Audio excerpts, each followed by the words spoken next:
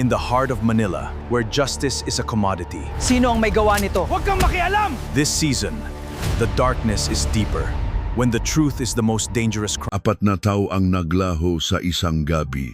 Sa kusina naroon ang isang hapagkainan na may bagong hay na hapunan. 4 na platong kanin hindi man lang nagalaw na hinayaang lumamig na lamang. Sa may pintuan, naroon ang 4 na pares ngang sinalas pang matanda at pambata na maayos na nakahanay at walang nawawala. Ngunit wala ang matao. Ito ang nangyari noong Oktubre 1996 sa isang tahimik na NG Mega Strawberry Farm sa La Trinidad, Benguet. Lumipas ang 7 taon. Noong taglagas ng 2003, isang malakas na bagyong nagnangalang Harurot ang sumalanta at nagpaguho sa isang gilid ng bundok sa Benguet. Mula sa tumpok ng lupa, lumitaw ang 4 na kalansay at sa titulo ng lupa ng bundok na iyon, may nakasulat na isang pangalan. Iyon ang pangalan ng taong nagsasabing mahal na mahal niya ang kanyang pamilya higit kaninuman. Ang kwentong inyong maririnig ngayon ay ang nakagigimbal na sikreto sa likod ng pagkawala ng pamilyang taga Strawberry Farm sa La Trinidad. Bago magsimula, kung inyong mamarapatin, mangyaring i-click ang subscribe at like. Mag-iwan din po kayo ng komento kung taga saan kayo nanonood para personal ko kayong mabati. Simulan na natin ang kwento. Noong Oktubre 1990, ang isang maliit na nayon sa La Trinidad, Benguet ay nasa pinakaabalang panahon, NG taon. Ang nayon ay tinatawag na Sitio Pagsibol, isang maliit na komunidad ng halos 40 pamilya na magkakasamang naninirahan sa paanan ng bundok. Sa mga gilid ng lamba, walang katapusang mataniman ng strawberry ang nakalatag. Sa ilalim ngang sikat ng araw ng Oktubre, ang mabunga ng strawberry ay namumula at hinok na nakpapabigat sa mga sanga hanggang sa halos yumuko ang mga ito. Ang mataganayon, walang pinipili, ay lumalabas sa bukid mula pa sa madaling araw.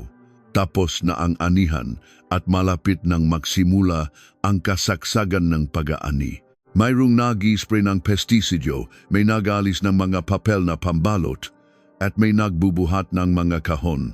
Sa makipot na daan ng nayon, sunod-sunod ang mga owner-type jeep. Sa pinakaloob na bahagi nayon, sa isang maliit na bahay na may bubong na yero malapit sa bundok, doon nakatira ang pamilya ni Jose Reyes. Si Jose Reyes ay 40 anyos. Hindi siya katangkaran ngunit malapat ang balikat. Siya ay tahimik at hindi palasalita, ngunit sa pagtatrabaho, walang sinuman sa nayon ang makatatalo sa kanyang kasipagan. Palagi siyang nasa Strawberry Farm pagsapit ng 5:00 ng umaga at umuwi lamang kapag lubok na ang araw. Ang kanyang asawa, si Elena, ay 37. Kabaliktaran ng kanyang asawa, siya ay masayahin at palakaibigan. Siya ang namamahala sa mga gawain sa komunidad. Bida sa lahat ng handaan sa nayon, at alam niya ang bawat kaganapan sa buhay ng kanyang mga kapitbahay. Nakakilala ang dalawa nang lumipat si Elena mula sa Baguio para magpakasal. 15 taon na silang kasal. Ang kanilang panganay na anak na lalaki, si Daniel, ay 14 na taong gulang at nasa unang taon ng high school sa kalapit na bayan. Namana niya sa kanyang ama ang pagiging tahimik at malalim mag-isip. Pagkatapos ngang klase, iniiwan niya ang kanyang bag at dumidiretso sa bukid para tulungan ang kanyang ama. Ang bunsong anak na babae, si Ana, ay 11 taong gulang at nasa ika-4 na baitang ng elementarya. Kabaliktaran ng kanyang kuya, namana niya sa kanyang ina ang pagiging masayahin at bibo. Mahal na mahal niya ang kanyang lola sa Baguio, kaya tuwing bakasyon, dumidiretso siya roon. Ang kanyang lola, si Aling Flora, na ina ni Elena, ay labis ding nagmamahal sa kanyang apo. Sa panlabas, sila ay isang ordinaryong pamilyang magsasaka. Hindi man mayaman ang kanilang pamumuhay, hindi rin naman sila kinakapos. Ang mag-asawa ay masipag at ang nga anak ay maluluso. Para sa mga taga-nayon, ang pamilya Reyes ay isang modelong pamilya. Hindi sila kailanman nag-away ng malala at ang kanilang mga anak ay magagalang. Tuwing may kapitbahay na nakahanda ng pagkain para sa pista, lahing nariyan si Elena para tumulong. Kapag may nasira ang sasakyan, agad na dumarating si Jose, dala ang kanyang magamit para makumpuni. Sabi ngang matatanda sa nayon, ang mga pamilyang tulad niyan ang dapat umunlad para umunlad din ang ating nayon. Ngunit isang araw noong Oktubre, ang ordinaryong pamilyang ito ay naglahong parang bula. Lunes NG umaga, Oktubre 7, ang matalik na kaibigan ni Daniel, si Marco, ay duman sa harap, NG bahay nina Jose Gaya NG dati. Araw-araw, sabay silang naglalakad papunta sa sakayan ng unang biyahe ng jeep papuntang bayan. Ngunit noong araw na iyon, hindi lumabas si Daniel. Pumasok si Marco sa bakuran at tinawag si Daniel. Daniel, hindi ka ba papasok? Walang sumagot. Sa may pintuan, maayos na nakalagay ang sapatos ni Daniel. Nakatubili sandali si Marco, ngunit dahil mahuhuli na siya, nagpasya siyang umalis mag-isa. Inisip na lang niya na baka may sakit si Daniel. Bandang alas 9 ng umaga, ang matandang kapitbahay, si Aling Nena, ay napahinto habang dumadaan sa bakuran ni na Jose. Ang mamanok sa kulungan ay sobrang ingay. Hindi yata napakain ni Elena ang mga manok ngayong umaga. Bulong ni Aling Nena sa sarili at pumasok sa bakuran. Karaniwan sa mga oras na iyon, si Elena ay nahuhugas ng pinggan sa kusina, ngunit walang marinig na anumang ingay mula roon. Tinawit ng matanda ang bakuran at lumapit sa bahay. Elena, Elena, nandiyan ka ba? Walang sagot. Dahil sa kakaibang kutob, dahan-dahan niyang binuksan ang pinto ng kusina. Biglang nanigas ang mukhang matanda. Sa ibabaw ngalit na mesa sa kusina, naroon pa rin ang hapunan na nakahain. 4 na platong kanin, sinigang na baboy, at pritong isda. Lahat ng pagkain ay naroon pa. Ngunit ang ito ay malamig na at may namuo ng manipis na subo sa ibabaw. Nanginginig na hinawakan ng matanda ang isang plato.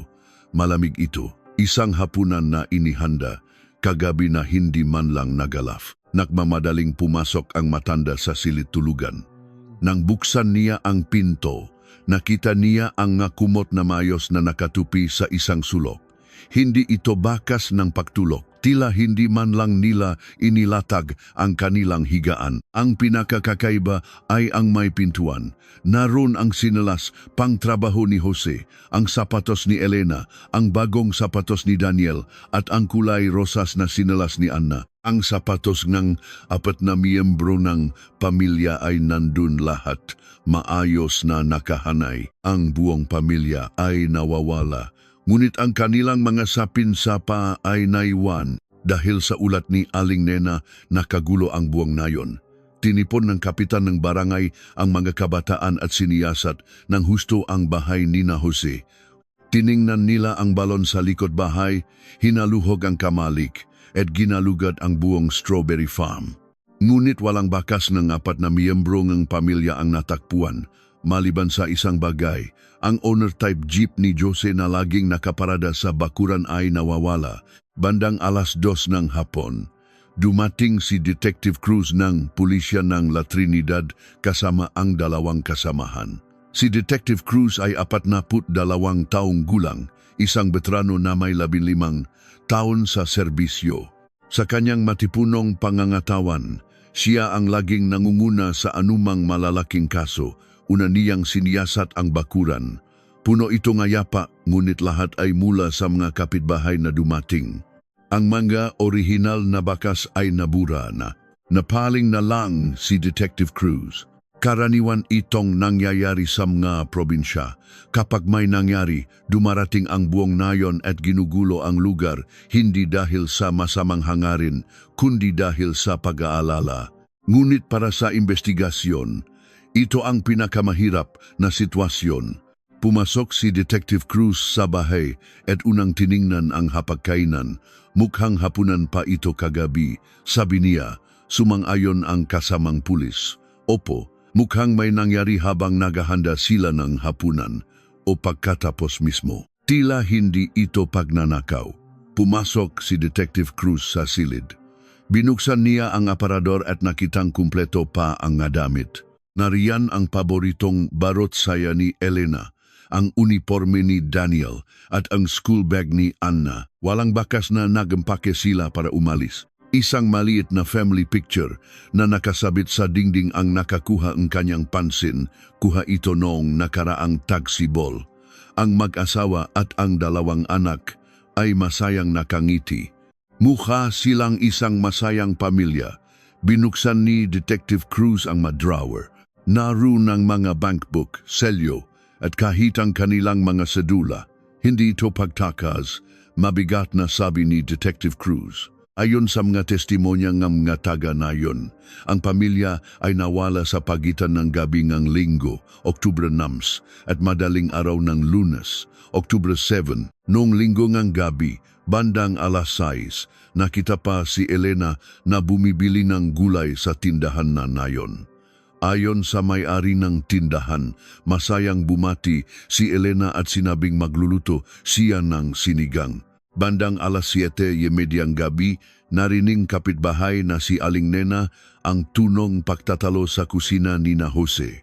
Nakaamoy din daw siyang nilulutong pagkain. At noong madaling araw ng Oktubre 7, bandang alas 5, isang matanda na nakatira malapit sa kalsada ang nakarinig sa tunog ng jeepney. Jose na papaalis sa madilim na daan ng nayon, ngunit dahil inaantok pa siya, hindi niya nakita kung sino ang sakay nito. Nalito si Detective Cruz. Inihanda ang hapunan ngunit walang kumain. Ang nga sinalas ay naiwan. Ang mabangbuk, selyo at damit ay naroon pa rin. Ngunit ang jeep ay umalis ng madaling araw. Kung umalis ang pamilya ng kusa, ibig sabihin ay umalis silang hindi nakatsinlas. Walang dalang gamit, walang dalang pera, katawan lang nila ang umalis. Kung sila ay sa pilitang kinuha, dapat ay may bakas sa bakuran o sa sahig. Ngunit walang bakas ng pagnanakaw o pag-away. Ang magkutsilyo sa kusina ay nasa tabi pa rin ng sangkalan. Matagal na umupo si Detective Cruz sa harap ng hapagkainan. Pagkatapos, sinabi niya sa kanyang mga kasama ay broadcast ang alerto para sa buong pamilya at ipahanap ang plakang jeep na iyon sa buong bansa. Ang kapitan ng barangay na kaibigan ni Jose mula pagkabata ay lumapit sa kanya. Pinunasan niya ang kanyang nonang maruming kamay at nanginginig na nagsalita. Detective, hindi ganyang tao si Jose kahit may utang siya. Hindi makatwiran na tatakasan ng isang magsasaka ang anihan na malapit na. Siya ang pinakamasipag na tao sa aming nayon. Tumango lang si Detective Cruz. Kahit hindi sabihin kapitan, ang nakahain na hapunan at ang maayos na mga sinalas ay sapat ng patunay. Unti-unti nang lumubok ang araw. Sa bakuran ni na Jose, naktipon ang maataganayon at nakbubulungan. Sabi ngang ilan, siguradong naktanan dahil sa utang. Sabi naman ng iba, hinding-hindi nila iyon gagawin. Malamig na hangin ng taglagas ang umihip sa bakuran. Isang aso na nakatali sa isang sulok ang tumatahol na tila hinahanap ang kanyang amo. Walang laman ang kanyang kainan. May kumuha ng natirang kanin sa kusina at ibinigay sa aso. Bago umalis, tiningnan ni Detective Cruz ang mga strawberry farm sa gilid ng bundok. Malapit ng anihin ang mga iyon. Hindi ka panipaniwala na si Jose, ang pinakamasipag na tao, ay bigla na lang maglalaho kasama ang kanyang pamilya sa bisperas ng anihan. Isang malalim na buntong hininga ang kumawala kay Detective Cruz. Sa mga sandaling iyon, hindi pa niya alam na ang kasong ito ay mananatiling isang mabigat na pasanin sa kanyang dibdib sa loob ng 7 mahabang taon. At hindi rin niya alam na noong gabing iyon, si Aling Flora, Matapos mabalitaan ang nangyari, ay agad na nagempake at bumiyahe patungong La Trinidad. Sa kanyang pagedad na 65, paulit-ulit niyang binikas ang pangalan ng kanyang nag-iisang anak na si Elena habang sakay ng unang biyahe ng bus. Doon nagsimula ang 7 taong paghihintay. Lumipas ang 5 araw mula nang mawala ang pamilya. Sabado, Oktubre 12, isang tawag ang natanggap ng istasyon ng pulisya sa La Trinidad. Galing ito sa pulisya ng Nueva Vizcaya. May natagpuang sasakyan sa gubat. Agad na tumayo si Detective Cruz. Kasama ang isang kasamahan, agad siyang bumiyahe papuntang Nueva Vizcaya. Mahigit 5 oras ang biyahe mula La Trinidad hanggang Nueva Vizcaya. Pagdating ni Detective Cruz, palubok na ang araw. Ang lugar kung saan natagpuan ang jeep ay nasa isang liblib na daan sa bundok, malayo pa sa bayan, isang lugar na bihirang daanan ng nga tao, isang matandang naghahanap ng panggatong ang aksidenteng nakakita rito at nagulat sa munisipyo. Matagal na naglakad si Detective Cruz sa matarik na daan. Punong nga tuyong dahon ang bundok sa huling bahagi ng Taglagas. Bawat hakbang niya ay lumilihang tunong ng pagkadurok ng nga dahon. Matapos ang matagal na paglalakad, sa isang kurbada ng daan, nakita niya ang isang owner-type jeep na puno ngang alikabok at nakatagilid. Ito ang jeep ni Jose. Lumapit si Detective Cruz at binuksan ang pinto ng driver. Walang laman ang sasakyan, walang gamit, walang tao, walang bakas ng dugo. Sa katunayan, sobrang linis nito na kahina-hinala. Walang kahit isang fingerprint sa manibela, sa gear shift o sa door handle. Tila sinadyang punasan ng tela. Napaling si Detective Cruz kung ang pamilya ay kusang tumakas. Bakit nila lilinisin ng ganito ang sarili nilang sasakyan? Ang pagbura ng fingerprints ay ginagawa para itago ang bakas ng ibang tao. Tiningnan ni Detective Cruz ang likod ng jeep. May kaunting tuyong lupa at dahon. Mukhang lupa mula sa strawberry farm. Bukod doon, wala ng ibang bakas. Kumuha si Detective Cruz ng kaunting lupa at inilagay sa isang plastic bag para sa posibleng pagsusuri. Nang tingnan niya ang fuel gauge, halos wala ng laman ang tangke.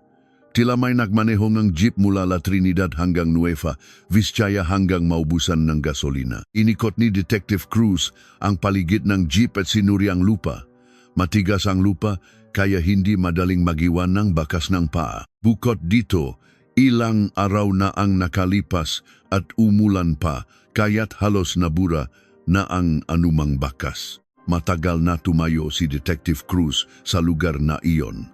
Saan nagpunta ang matao matapos dalhin ang jeep sa gubat na ito? Makasama bang naglakad pababa ang 4 na miyembro ng pamilya? Kung ganon, dapat ay may nakakita sa kanila.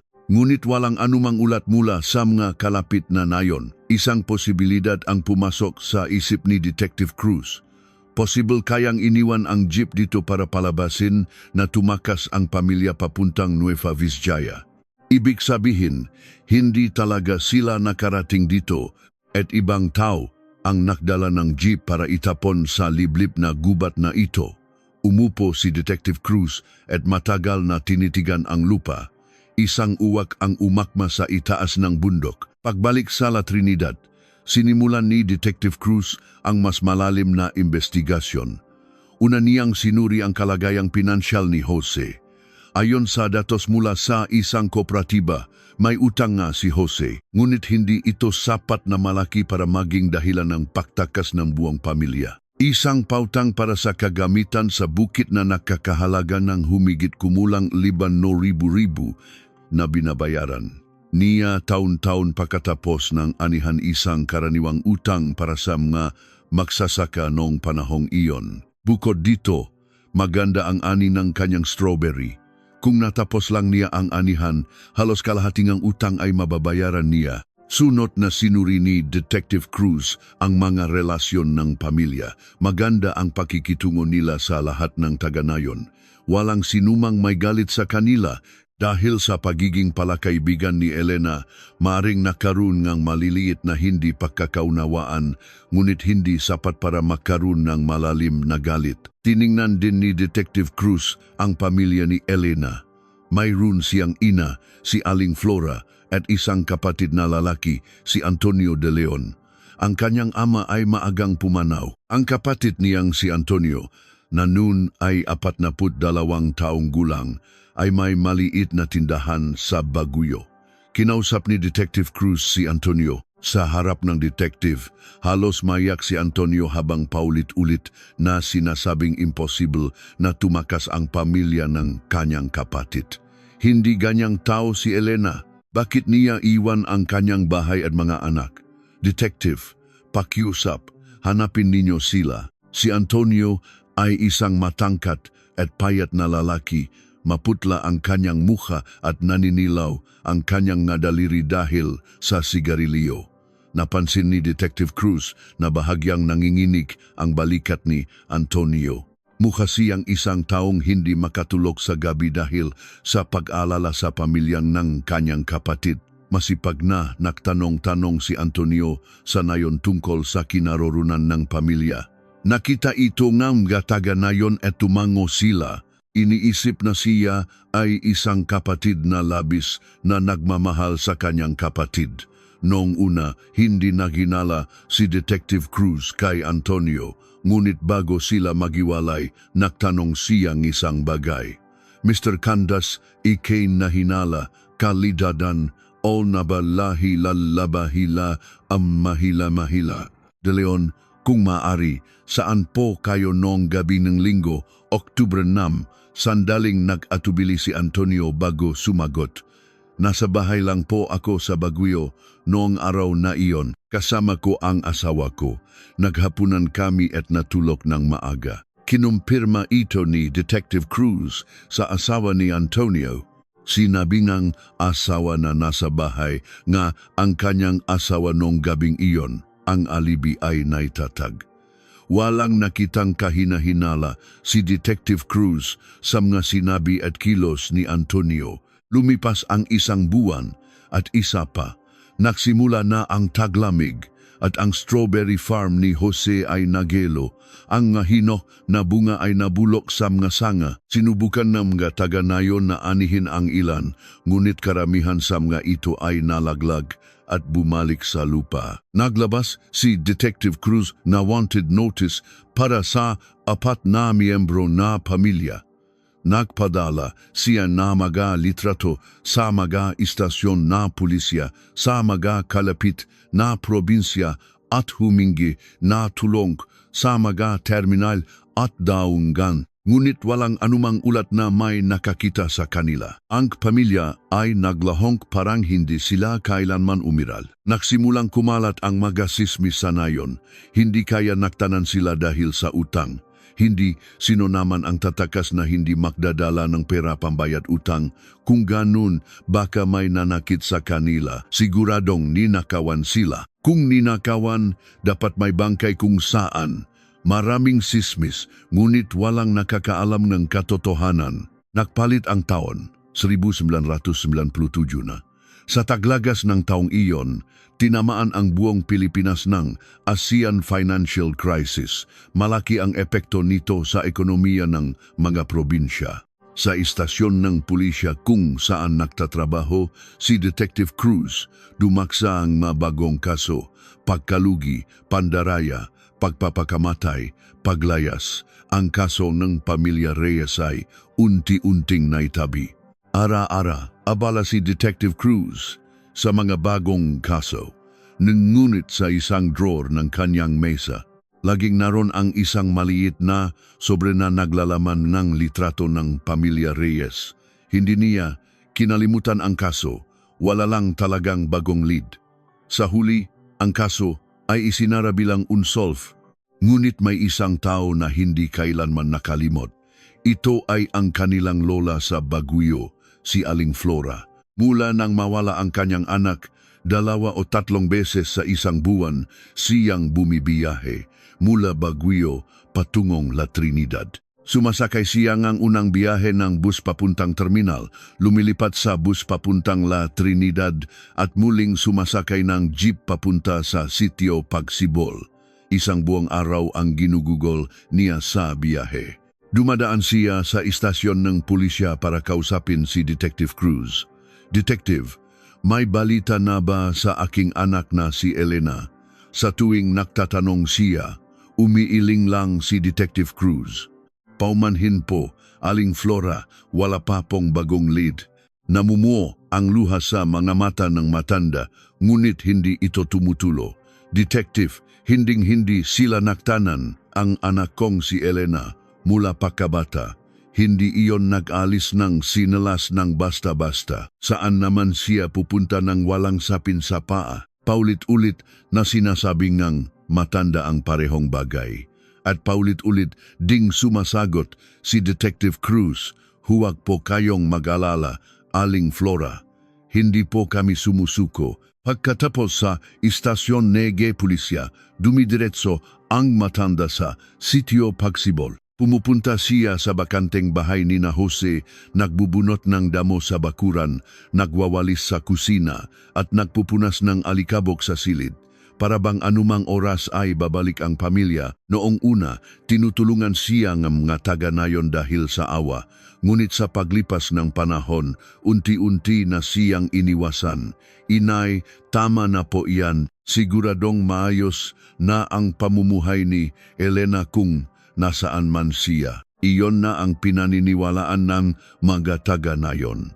Isang kaso ng pamilyang naktanan dahil sa utang. Nakakalungkot, ngunit karaniwan daw itong nangyayari, ngunit hindi kailanman naniwala si Aling Flora.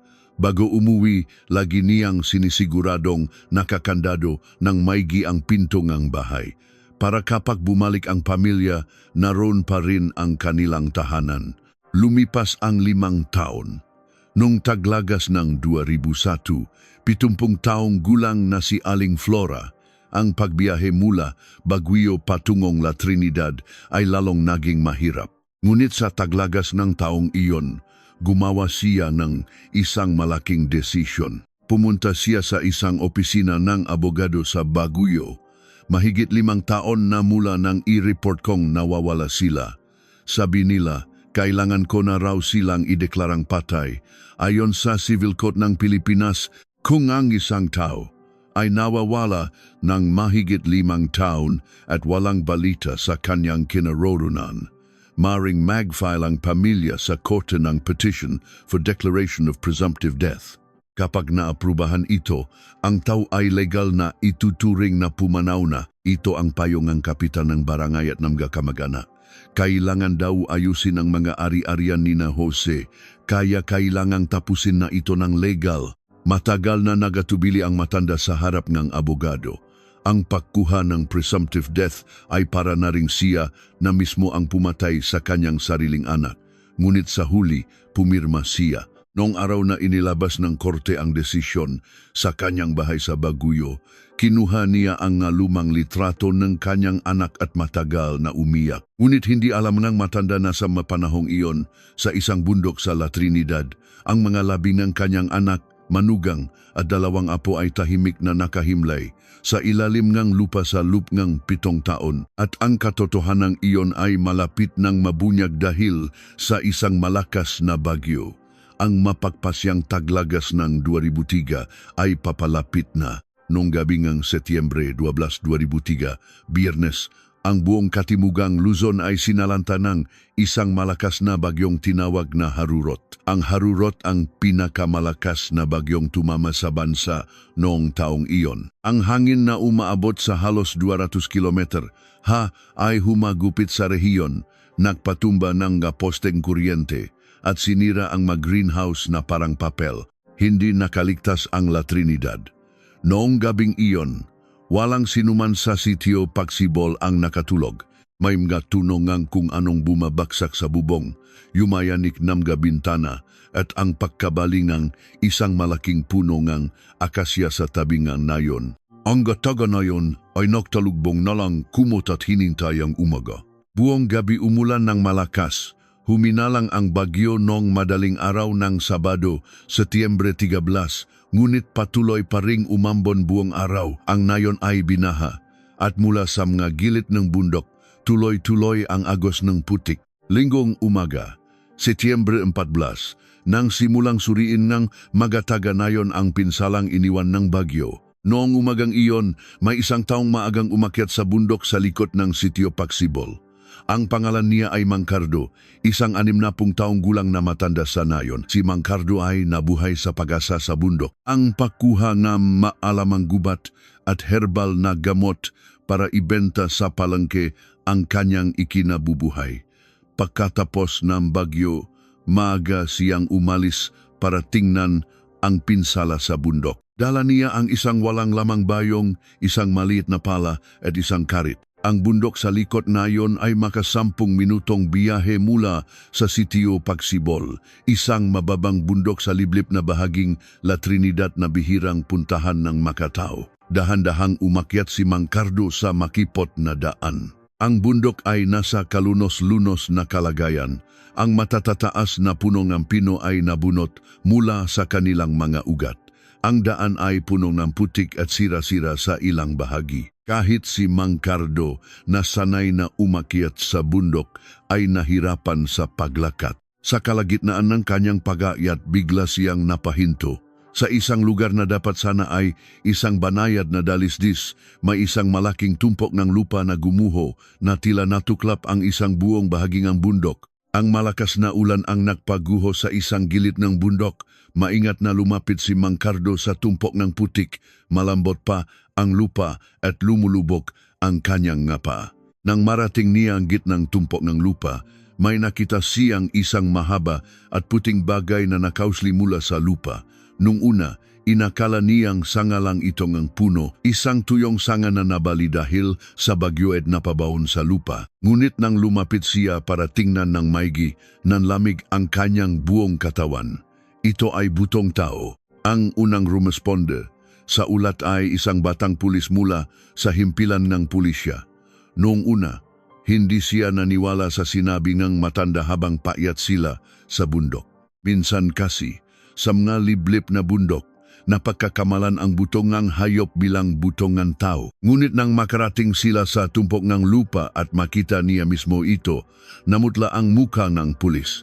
Ang nakausli mula sa putik ay isang butong binti, at hindi lang ito butong isang tao. Sa masusing pagsisiyasat, tila may mas marami pang buto na nakabaon sa lupa. Agad na nag-report ang pulis sa headquarters.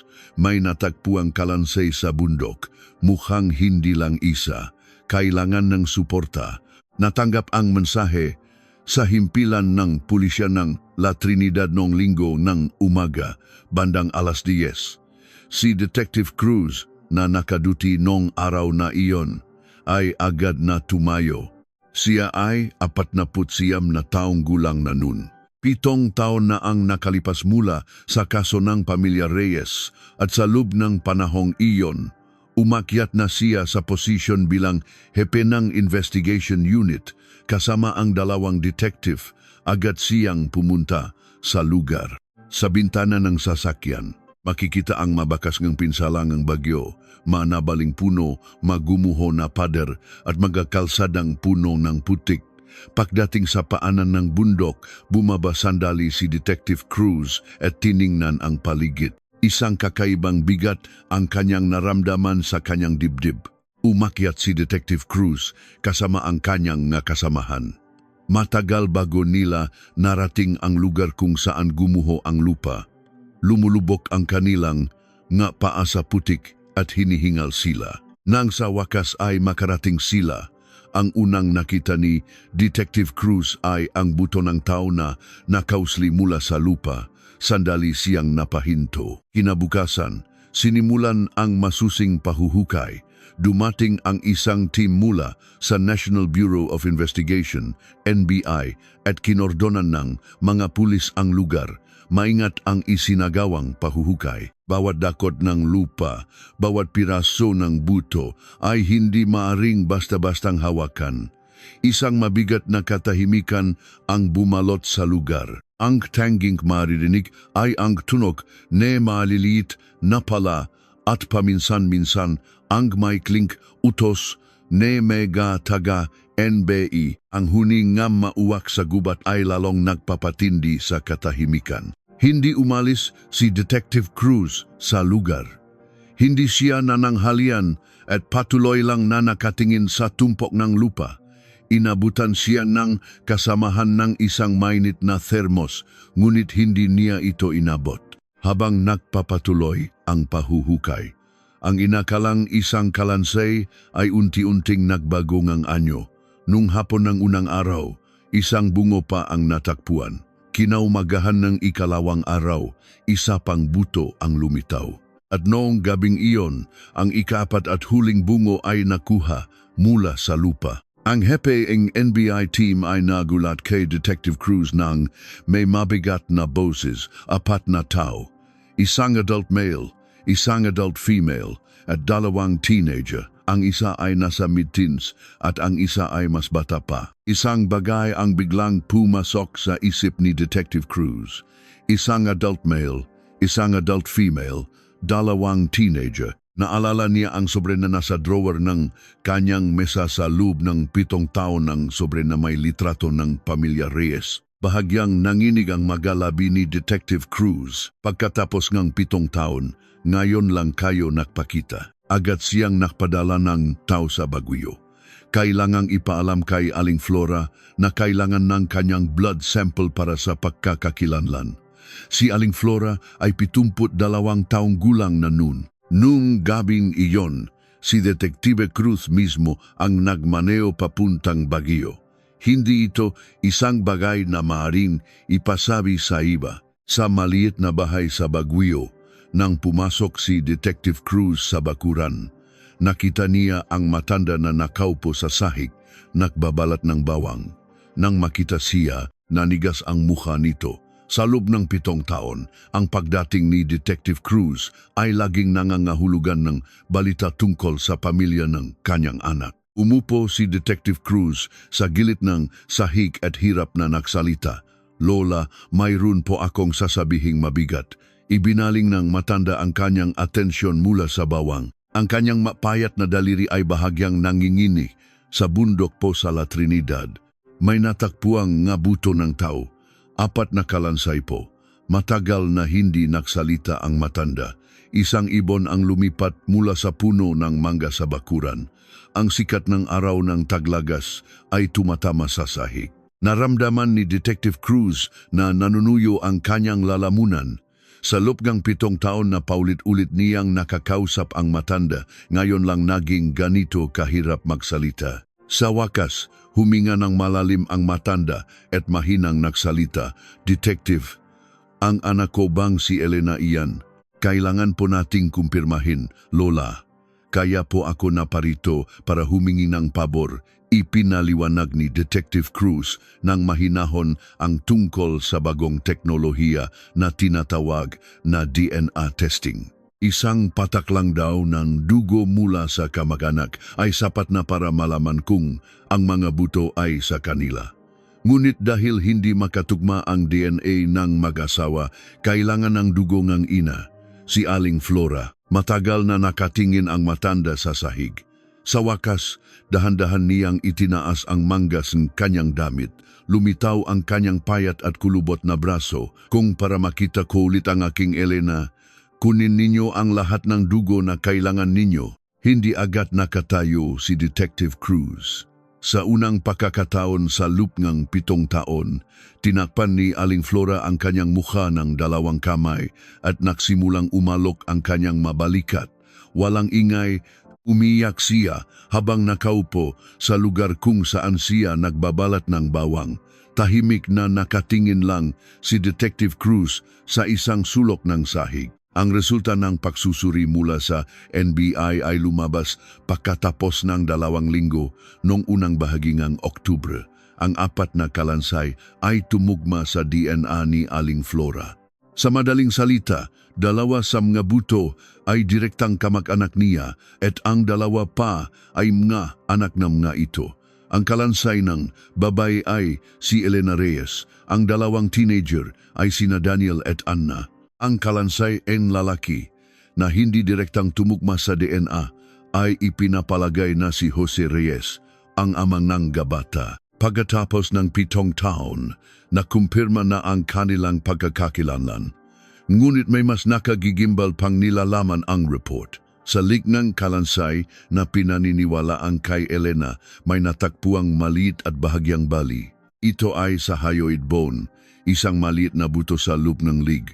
Ang hyoid bone ay nababali lamang kapag may malakas na puwersang sumakal sa isang tao, isang bakas na hindi kailanman makikita sa isang taong namatay sa natural na paraan. Naramdaman ni Detective Cruz na nanginginig ang kanyang nga kamay habang hawak ang report. Hindi naktanan ang pamilya. Sila ay pinatay at ang buong pamilya ay sabay-sabay na inilibing sa isang bundok. Hindi ito aksidente o nakataon lang. Dinala ni Detective Cruz ang resulta sa piskalya. Hindi na ito simpleng kaso ng pagkawala kundi isang malinaw na kaso ng multiple murder. Dahil 7 taon pa lang ang nakalipas mula nang mangyari ang krimen at ang prescription period para sa murder noon ay 15 taon, may sapat pang panahon para sa kaso. Si Fiscal Reyes ang naatasang humawak sa kaso. Mas bata siya kay Detective Cruz, ngunit kilala siya sa pagiging pursigido sa mga malalaking kaso. Agad na sinimulan nina Detective Cruz at Fiscal Reyes ang muling pag-iimbestiga. Ang unang bagay na kailangan nilang alamin ay isa lang, sino ang may-ari ng lupa kung saan inilibing ang magkalansay. Agad na naktungo si Detective Cruz sa munisipyo para kumuhang kopyang titulong lupa. Ang hangin ng taglagas ay humahampas sa bintana ng kanyang sasakyan. Sa kanyang isip, paulit-ulit na bumabalik ang imahe na hapunan na nakahain 7 taon na ang nakalipas at ang 4 na pares ng sinalas na maayos na nakahanay. Ang katotohanang nakabaon sa loob ng 7 taon ay malapit ng mabunyag. Noong kalagitnaan ng Oktubre 2003, nakaupo si Detective Cruz sa isang mesa sa munisipyo. Hawak niya ang isang kopya ng titulo ng lupa. Ito ang titulo ng lupa kung saan natakpuan ang mga kalansay. Itinaas niya ang kanyang salamin at tiningnan ang papel. Sa harap, nakasulat ang lokasyon at sukat ng lupa. Isang ordinaryong lupain sa bundok. Ang problema ay nasa likod. Habang binabasa niya ang kasaysayan ng paglilipat ng pagmamay-ari, napahinto ang kanyang tingin sa isang linya. Noong Setyembre 1996, isang buwan bago mawala ang pamilya Reyes, nagbago ang may-ari ng lupa. Ang pangalan ng bagong may-ari ay Antonio de Leon. Napahinto ang daliri ni Detective Cruz sa ibabaw ng papel. Antonio de Leon, ang kapatid ni Elena, ang taong masipag na naghanap sa pamilya noon, ang lalaking umiyak sa harap niya 7 taon na ang nakalipas. Isang buwan bago mawala ang pamilya, binili niya ang mismong bundok na iyon. Agad na bumalik si Detective Cruz sa istasyon. Nang ipakita niya ang titulong ng lupa kay Fiscal Reyes, matagal itong hindi nakapagsalita. Sa wakas, sinabi niya, hindi ito nakataon lang. Agad nilang sinimulan ang masusing pag-imbestiga sa paligid ni Antonio. Una nilang sinuri ang kanyang kalagayang pinansyal. Sa tulong ng pulisya ng Baguio, siniyasat nila ang kanyang nga bank transaction at natuklasan ang isa pang nakagigimbal na katotohanan. Mula 1995 hanggang 1996, ang bank account ni Antonio ay puno nga kahina-hinalang transaksyon. Bawat buwan, may ma-withdrawal na mula 100,000 hanggang 700,000 piso. Ang mga pinapadalhan ay iba-iba. Tiningnan ni Detective Cruz ang bawat transaksyon. Marami sa mapangalan ay kilalang mga nagpapautang sa Baguio at mga kalapit na lugar. Malinaw na siya ay nagbabayad ng utang sa sugal. Ang maliit na tindahan na sinabi niyang pag-ari niya sa Baguio ay naksara na pala noong 1995 pa. Nang unang makilala ni Detective Cruz si Antonio, sinabi nitong may-ari siya ng isang tindahan. Ngunit ang totoo, wala na siyang pera nun. Hinampas ni Detective Cruz ang kanyang mesa. Ang katotohanang naniwala siya sa kasinungalingang iyon 7 taon na ang nakalipas ay nakpabigat sa kanyang dibdib. Sinimulan niyang magtanong-tanong sa mga dating sugarol sa Baguio. Lumipas man ang 7 taon, ang mga tao sa mundong iyon ay hindi basta-basta umaalis. Ilang araw na nanatili si Detective Cruz sa Baguio, nagpupunta sa mga dating pasugalan at mga bar, hanggang sa marinig niya ang isang pangalan. Isang lalaking nagnangalang Boyet na kilalang pasuki sa mailegal na sugalan nun. Natagpuan ni Detective Cruz si Boyet sa isang mumurahing motel sa Maynila. Noong una, ayaw niyang magsalita. Ngunit nang ipakita ni Detective Cruz ang litrato ni Antonio, nagbago ang kanyang ekspresyon. Si Bostonio ba yan? Bostonio ang tawag ninyo sa kanya? Sabi niya may tindahan siya sa Baguio, pero kasinungalingan lang pala lahat.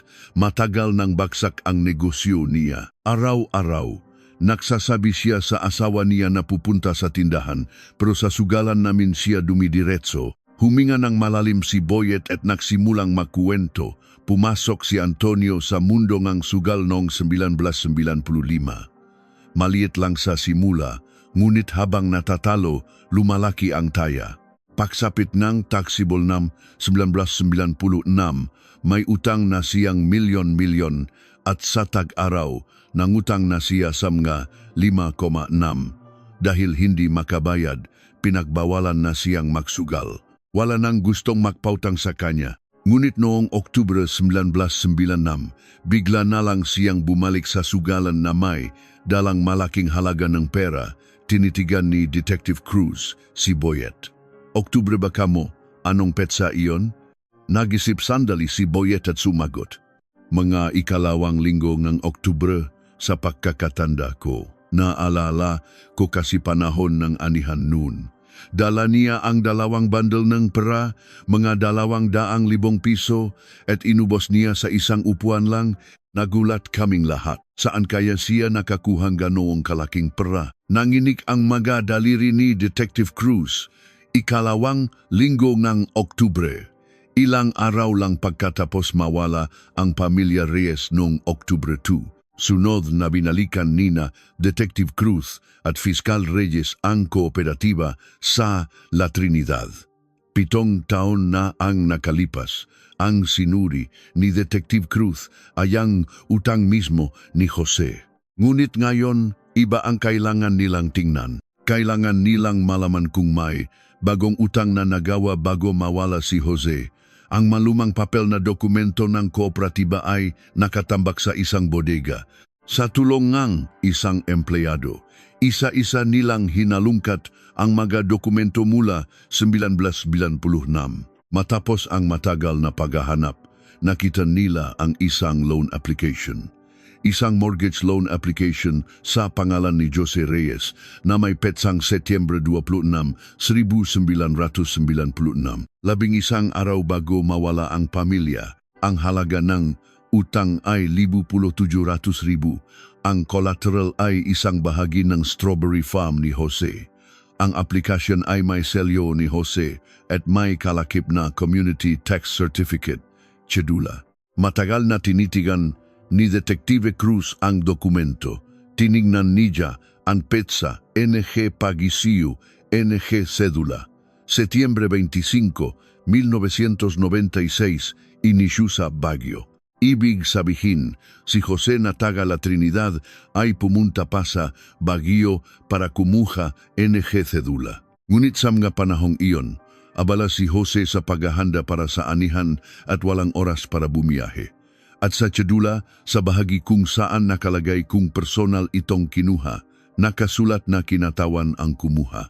Ang pangalan ng kinatawan, Antonio de Leon. Pinagsama-sama ni Detective Cruz ang lahat ng impormasyon sa kanyang isip sa pagitan ng taksibol at teg-araw ng 1996. Nalubog si Antonio sa utang sa sugal. Noong Setyembre 1996, binili niya ang isang lupain sa bundok sa La Trinidad sa kanyang pangalan. Ngunit hindi malinaw kung saan siya kumuha ng pera para bilhin ito. Sa parehong panahon, pinike niya ang pirma ng kanyang bayo para makakuha ng 700,000 na utang gamit ang strawberry farm nito bilang collateral. Malamang ay walang kaalam-alam si Jose dito. At noong Oktubre 7, 1996, naglaho ang pamilya Reyes.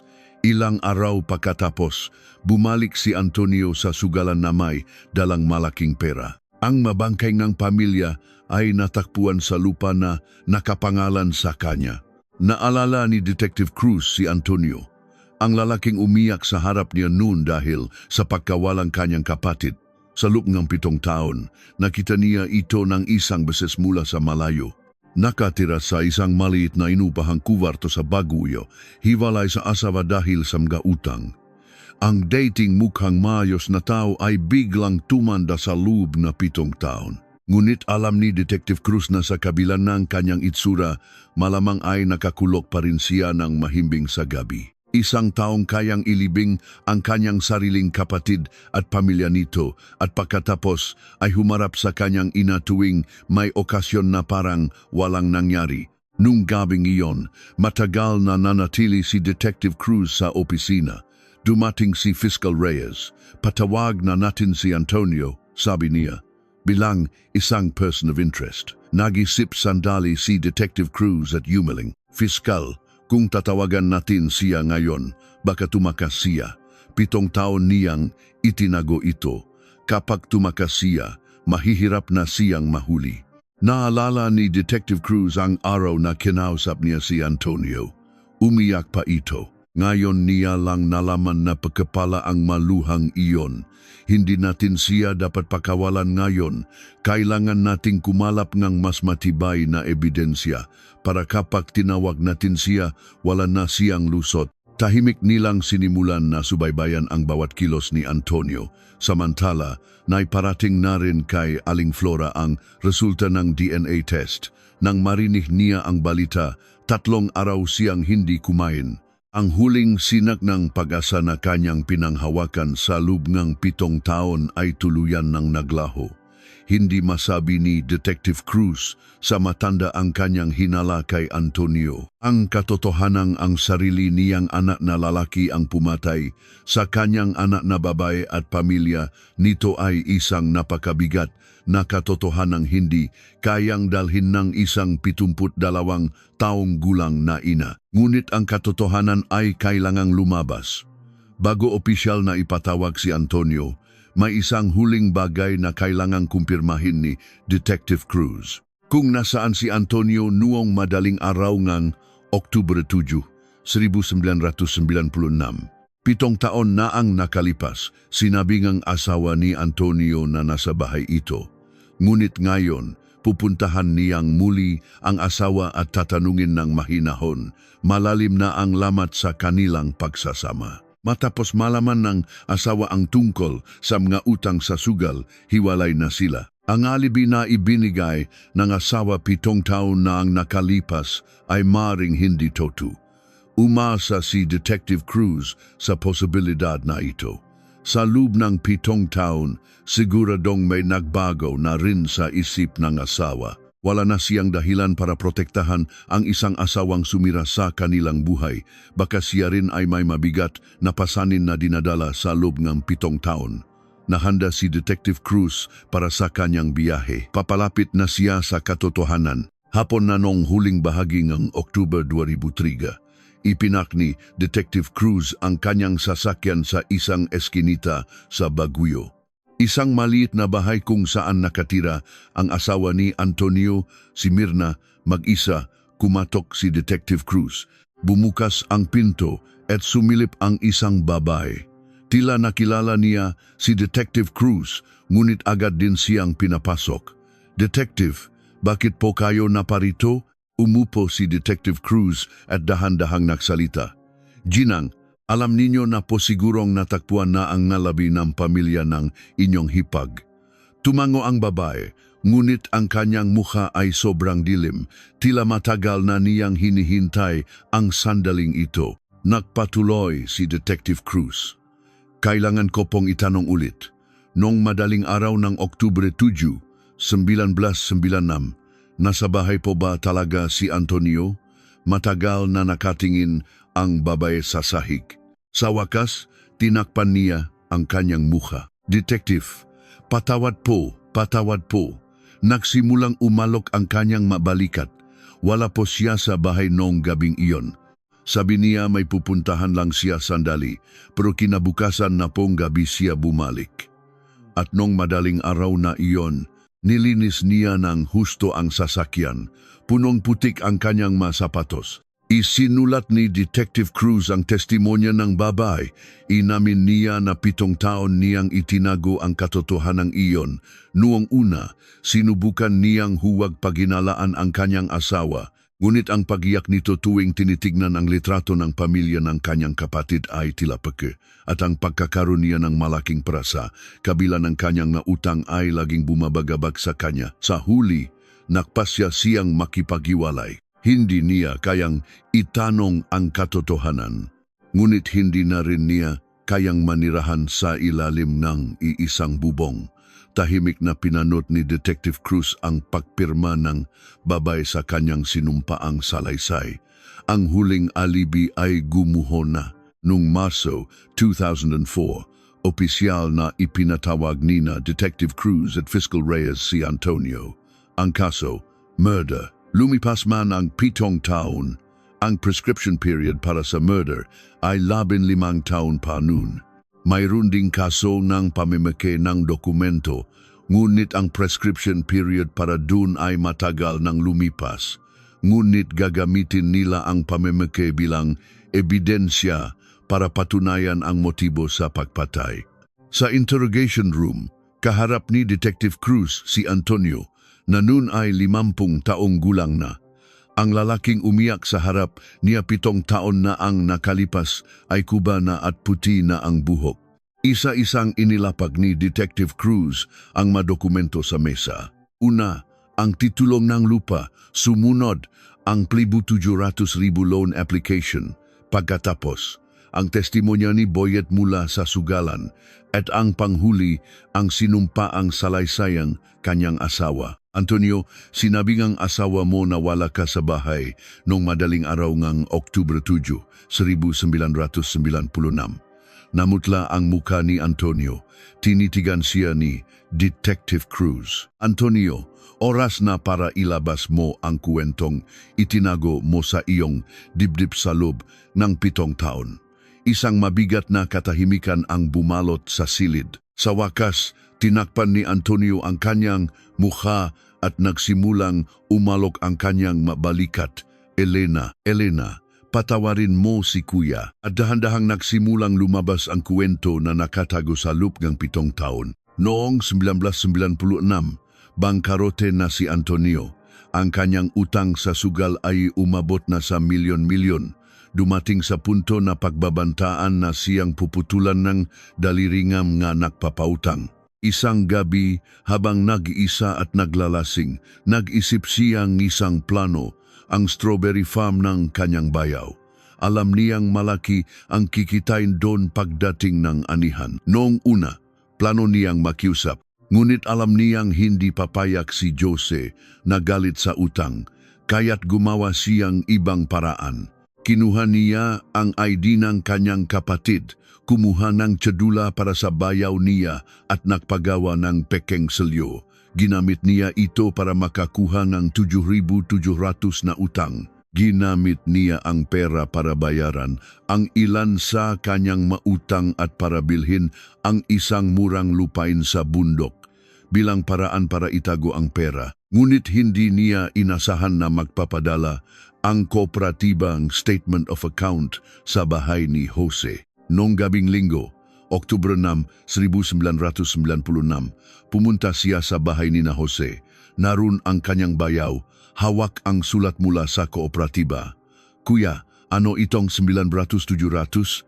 Malamig na tanong ni Jose.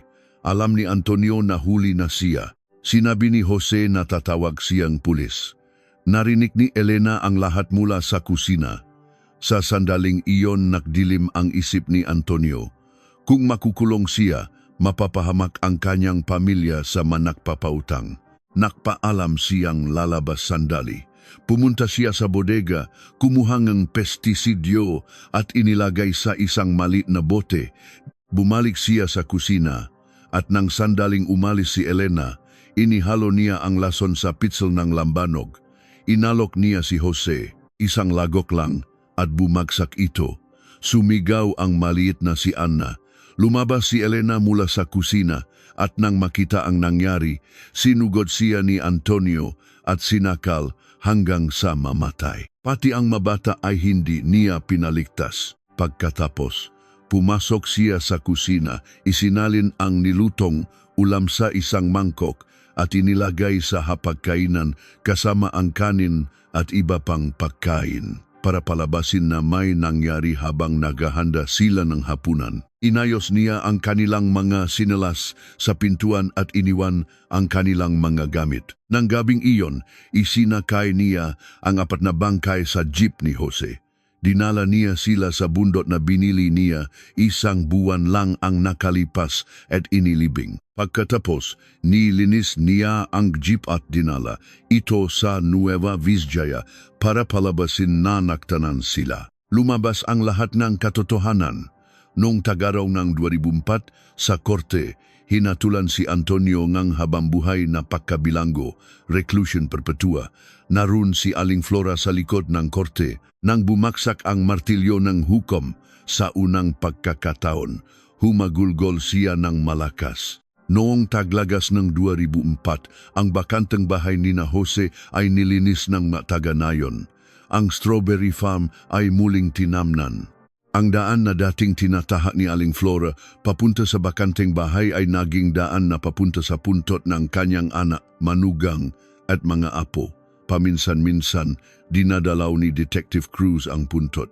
At pagkatapos, bumibili siya ng isang basket ng strawberry at dinadala ito sa bahay ni Aling Flora sa Baguio. Sa taglagas na iyon, nang sa wakas ay nabunyag ang katotohanan, ang mga strawberry sa sitio Pagsibol ay naging mas mapula at mas matamis kaysa dati. Ito po ang pagtatapos ng kuwento ng nakagigimbal na katotohanan sa likod ng pagkawala ng pamilyang taga Strawberry Farm sa La Trinidad.